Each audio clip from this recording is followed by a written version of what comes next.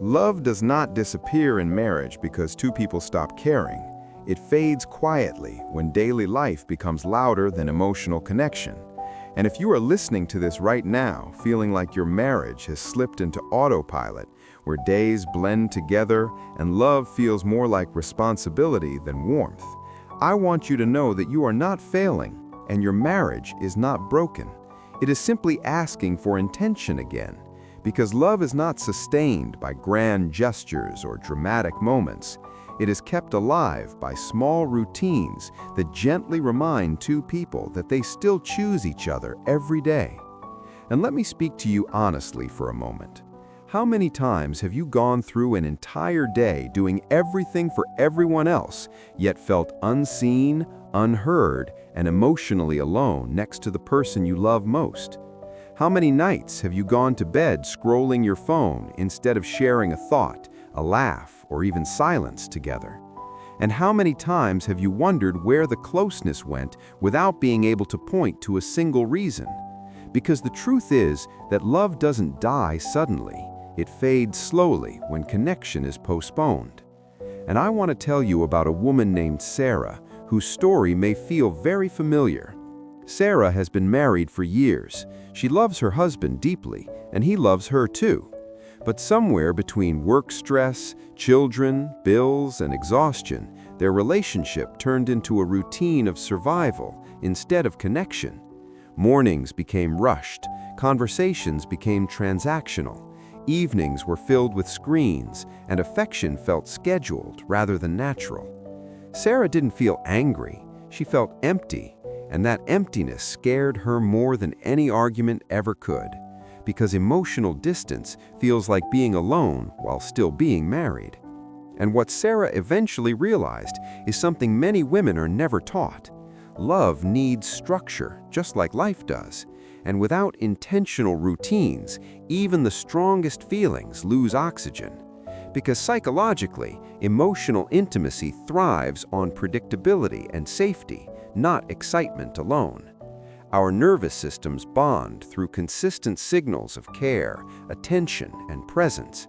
And when those signals disappear, the body interprets it as emotional withdrawal, even if love is still there. Which is why you can love your husband and still feel disconnected.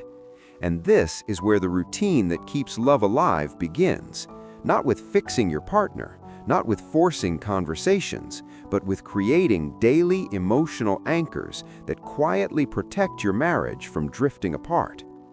The first part of this routine is emotional presence, choosing at least one moment every day where you are fully present with each other. No phones, no multitasking, no problem solving, just presence. Because presence is the language of love that calms the nervous system. It says, "You matter to me right now, and this moment matters too." And it doesn't have to be long. Even 10 minutes of undivided attention can repair hours of emotional distance. The second part of the routine is soft communication. Not discussing issues constantly, but sharing inner worlds. Saying things like, "This is how my day felt," or "This is something I've been carrying." Because emotional intimacy is built when you are known, not when you are efficient. And many marriages struggle not because people don't talk, but because they stop sharing how they feel inside. And over time, silence becomes safer than vulnerability, but also lonelier. The third part of the routine that keeps love alive is appreciation expressed out loud, not assumed, not implied, but spoken. Because appreciation is emotional nourishment. It reminds both partners that they are seen beyond their roles. And research shows that couples who express gratitude regularly feel more secure and resilient during stress. And this does not mean ignoring problems. It means balancing reality with recognition, because love grows where effort is acknowledged. The fourth part of the routine is emotional regulation, learning to pause instead of react, to breathe instead of attack, to speak instead of explode. Because conflict is not what damages marriages, emotional reactions do. And every time you choose calm over chaos, you protect love. And this does not mean suppressing your needs. It means expressing them without harming the connection. Saying, "I need support," instead of "you never help," because the tone you choose determines whether your partner moves closer or pulls away. And the fifth part of the routine is self-connection, something many women overlook, because when you abandon yourself to keep peace, love does not grow. It quietly turns into resentment. And a woman who feels disconnected from herself cannot feel deeply connected in her marriage. So your daily routine must include moments that refill you emotionally, whether that is quiet time, journaling, movement, prayer, rest, or creativity.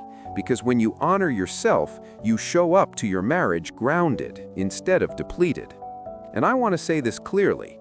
Protecting love does not mean over-giving, over-explaining, or over-functioning. Love is kept alive through balance, through two people choosing each other willingly, not one person carrying the emotional weight alone. And if right now you feel like you are the only one trying, that pain is real and valid. But even then, your emotional health still matters, because routines shape relationships, and when you change how you show up consistently, the dynamic begins to shift, sometimes subtly, sometimes slowly, but always meaningfully. And healing in marriage does not happen overnight.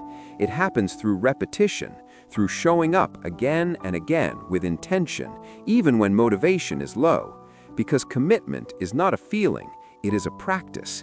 And if you are listening to this wondering if it is too late, let me reassure you gently, it is almost never too late to rebuild connection when there is still respect and willingness. And even if your marriage feels fragile right now, fragility does not mean failure. It means care is needed. And you are allowed to want more than survival. You are allowed to feel loved inside it. And the routine that keeps love alive is not complicated. It is consistent. It is the daily choice to pause, to notice, to speak kindly, to listen deeply, to care intentionally, and to remember that love is not found, it is built, quietly, patiently, one day at a time. And as you move forward from today, I want you to choose just one part of this routine to begin, not all of it, just one, and practice it gently without pressure, because small, consistent actions protect love far more than occasional big efforts ever will. And if this message touched something inside you, if it made you feel seen or understood, I invite you to share it with another woman who may need this reminder. Leave a comment about which routine you want to start today, and subscribe for more guidance on emotional strength, calm communication, and secure love. Because your marriage matters, and so do you.